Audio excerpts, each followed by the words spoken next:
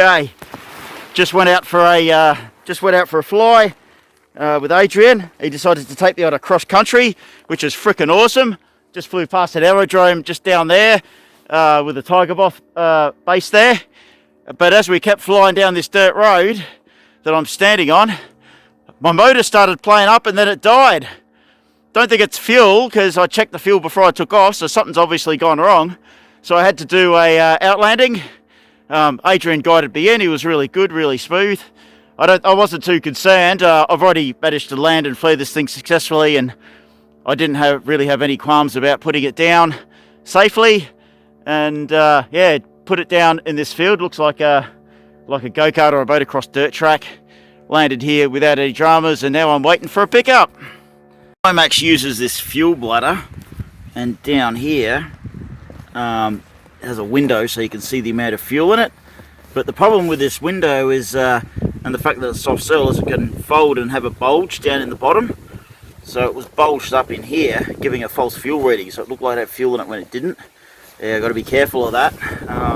So these fuel cells, they enable you to lie the paramotor down, but they false read. Alex. Unfortunately, I've run out of money, so I can't keep going with this paramotor training for a period of time. Work's just not working out for me, and it's expensive, so I have to stop for a while, which is very unfortunate. So I'm going to head up to Queensland, and hopefully I'll find someone up there that can finish my PPG endorsement. G'day, this is Alex, and this is Extreme Sports. Woo! We're having a load of fun out here today. I have to hold this fella down so he doesn't end up being blown away to Kangaroo Island. The Paramotor in the back of the Forester, and we're all geared up to head down to Townsville, camp out there, and then catch up with Diogo. He's a paramotor instructor around Townsville, and he's agreed to continue doing my paramotor endorsement. So good times ahead. I'm looking forward to getting down there and doing some tropical flying. Set up camp at Sounders Beach, a very tight little crowded campsite full of grumpy people, and my motor is absolutely soaked in petrol. Not a good find first thing in the morning. Good morning. So the paramotor leaked overnight. Looks like there's a bit of a few burrs on the thread on the fuel cap. So when it goes on, it cross threads. So you've got to put pressure on one side of the cap as it goes down to make sure it goes down square. So that's why it leaked. The first time I actually filled it up to the top, probably always been cross threading, but just not noticeable because there wasn't enough fuel in the motor. But fueled up and then laid down on its side just caused the fuel cap to leak. The harness is soaked. It's sitting in the back of the car, so the back of the car stinks. Driving along now with all the windows open so we don't get a headache. My chauffeur for the day is doing a really good job putting up with all the disasters. Just about tripping over people last night, setting up the tent. Got up early this morning, made a nice hot cuppa. Yeah, so hopefully I'll be able to dry all the fuel out of the harness and go flying this morning. Well, it's one of those days today. Came down this road and it turned to soft sand and the car's bogged. Tried to back out, started smoking up, so I think the clutch plate's pretty close to being worn out. My girlfriend's been really good. Not happy, but held it together really well, so I'm quite impressed by her. And she's cooking up some nice breakfast, so that should put us in a better mood.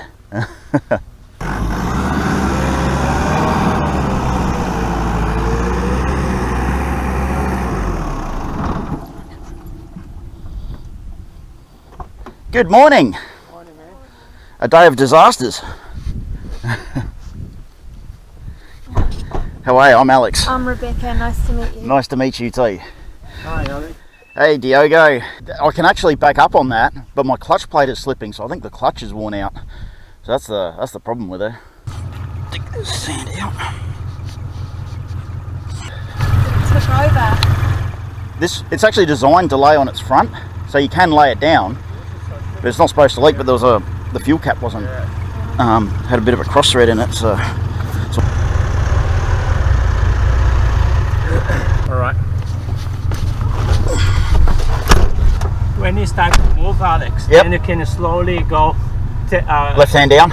Yeah. After a lot of stuffing around and help from some really nice people, managed to get the Subaru off the beach, backing up the track back up to the road. Now that my foot's off the clutch, I don't want to engage the clutch again because it might slip and might not be able to use it again. So I'm going to back all the way up this bloody road.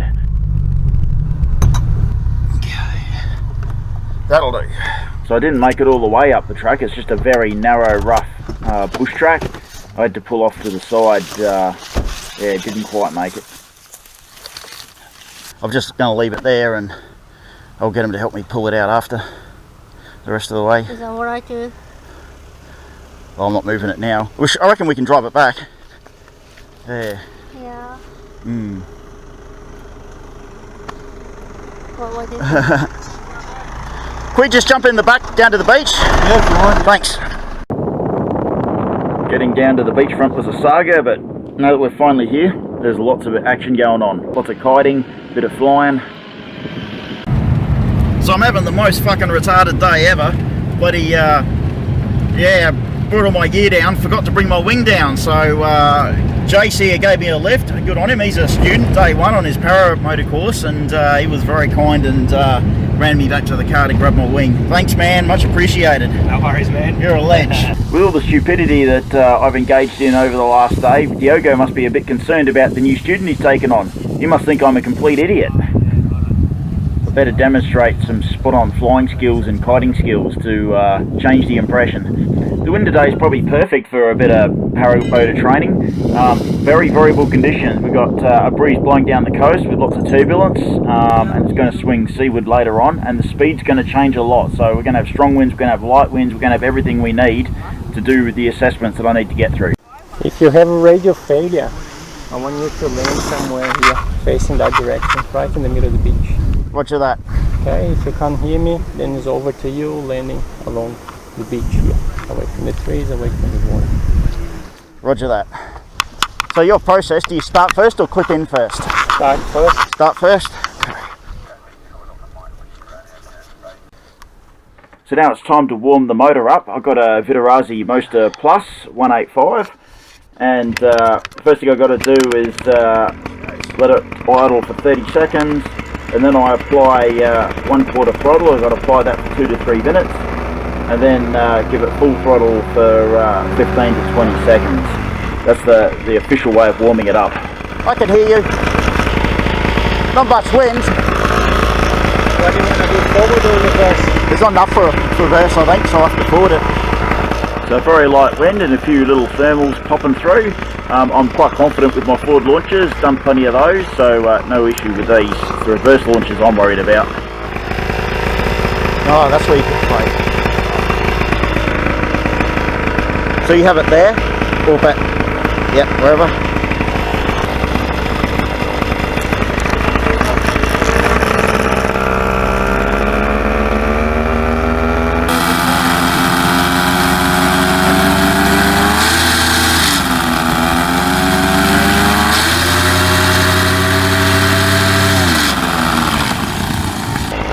Right, all good?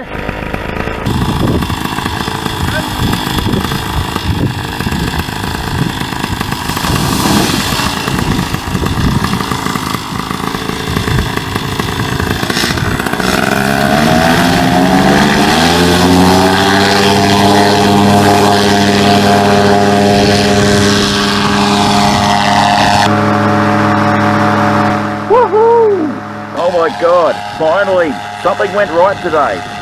What a lovely forward launch, just about perfect. I feel a lot more confident after nailing that forward launch, so I decided to have a go at doing a touch and go. Something else I haven't done, but we're on the beach, we got a sea breeze, it's pretty smooth, so couldn't ask for better conditions really. Let's see how I go.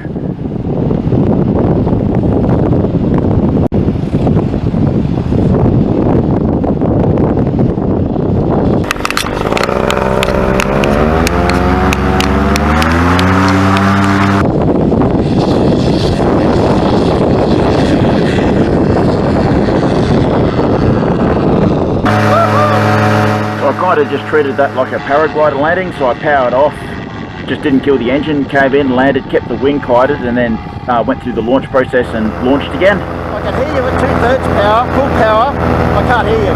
Just playing around with the radio to make sure the volume's correct, make sure I can hear it properly while I'm flying. Quite like this headset radio combination. Okay, done. Radio check. Radio check. Yeah, that's a lot better. So I did a lot of touch and goes. A good way of practicing approach, landing and takeoff in a very quick way, and I was getting better at them all the time. Also been practicing a lot of different maneuvers. Here I'm doing a 360 descent into landing, and a whole bunch of other maneuvers as well, lots of S-turns, and just getting a feel for all the basic maneuvers.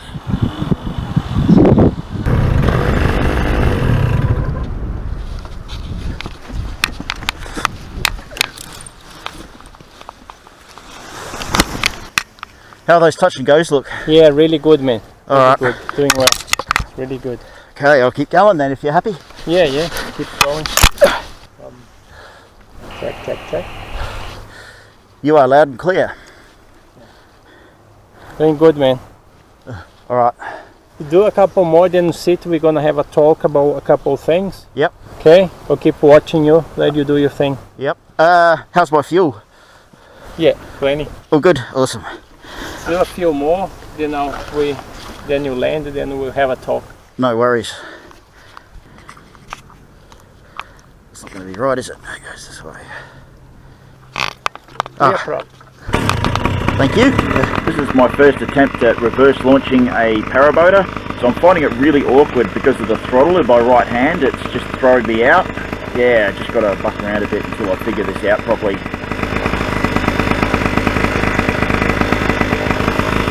I really don't like how the throttle trigger is so close to the risers, so it could easily get bumped, and that the kill switch, you know, is sitting right under the A's. Might have to muck around with this.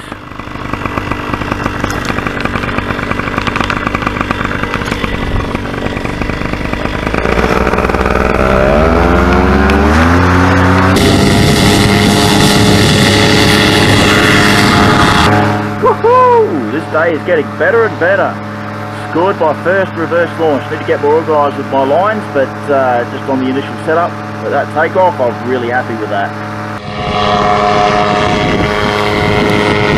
This stirrup's really annoying the hell out of me. I don't like it. It keeps getting caught up in my legs. It doesn't sit properly. It tangles up. I have to often stow the brakes before I can use it properly.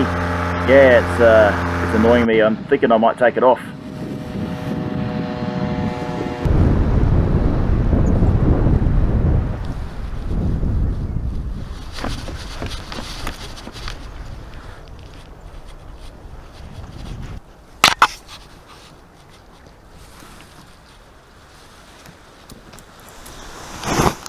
Alex, son, look okay? I think Diogo sounded very happy on the radio.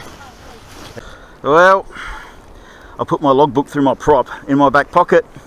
Must carry it. No two people out there, don't carry your logbook in your pocket while you're flying. Yeah, I learnt my lesson. So she's, luckily, these really nice people went out and found all the bits. So I'd like to see what it does to it. I'm going to spend a bit of time sticking it back together, and luckily I'd taken photos of, so I have evidence of my Paramotor experience. So that's all good.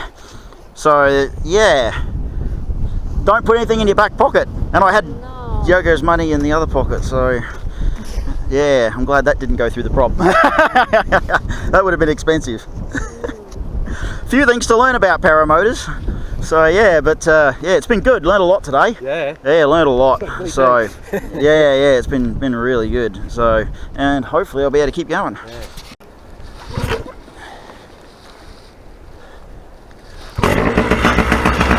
Okay, done a lot of flying today so far, but I'm going to keep going. The wind's getting really strong, so here's a good opportunity to demonstrate reverse launch in strong conditions and flying around in strong conditions, landing in strong conditions.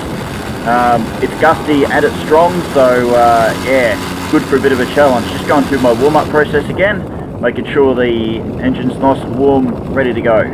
The wind's too strong for me to lay my wing out, it'll just blow away and roll up, so I've had to leave it bunched. I'll have to clip it in bunched and then build a wall.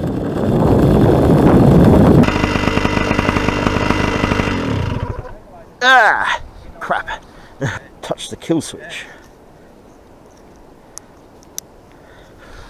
I touched the kill switch when I was rigging up. Yeah, this thing is right at the end, the last bit.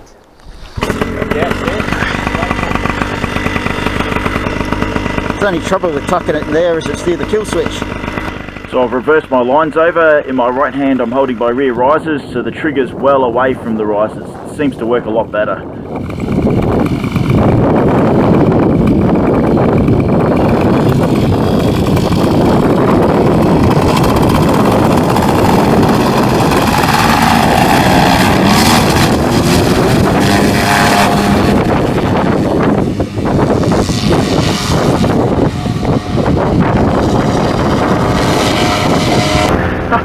What a gorgeous place, and how much fun is this? So I'm starting to learn how to use the torque of the engine to turn me. So I drop my power for a left turn, increase my power for a right turn, and also use it to control oscillations and things in the wing. So just that fine control, getting used to controlling the motor. Yeah, they're an awkward thing when you start, but once you start getting used to them, you can use their little quirks to your advantage.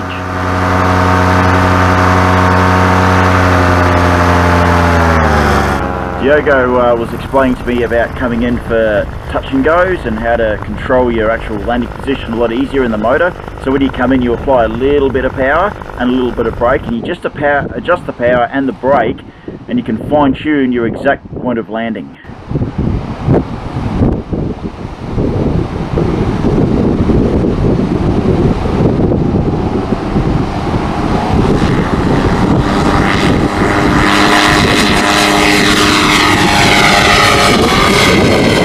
So to pass this, I need to do a minimum of 15 flights with 8 hours of motorised airtime, and need to do at least a half-hour cross-country flight, and it's got to be planned with regards to airspace restrictions. I've got to be able to do all the basic paraglider, paramotor stuff, you know, set things up, lay it out, take off, land, manoeuvre. You know, I have to demonstrate all of this repeatedly and demonstrate that I can do it well, and do it under a motorised glider. So I think I've managed to achieve all of this. So it's just a matter now of cranking up the airtime, but I've got all day to fly around. So yeah, I'm just going to have fun for the rest of the day.